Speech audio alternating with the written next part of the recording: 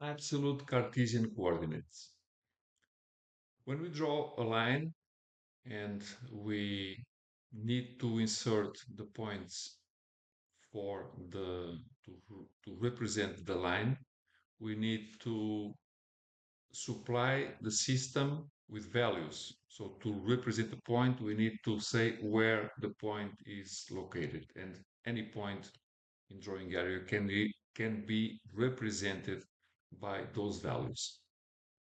The Cartesian coordinates, as we mentioned before, it's always a point x, comma, y.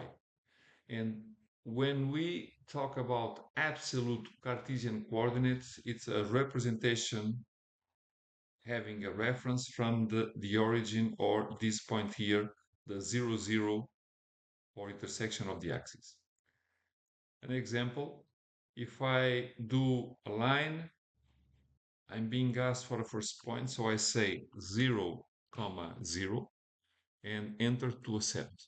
So now I got this point, the origin.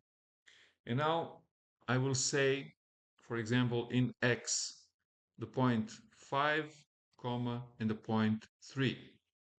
Enter. So what I have here is 5 units in x direction, 3 units in y direction. As I've inserted positive values, this point is represented also on the first quadrant or where both x and y are positive.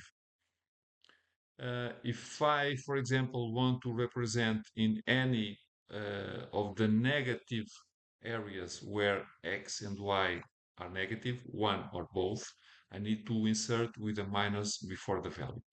For example, if I want to say minus 4, comma, minus 2, and I will do enter again to end. So this point here, relatively to the origin, is minus 4 in x, minus 2 in y.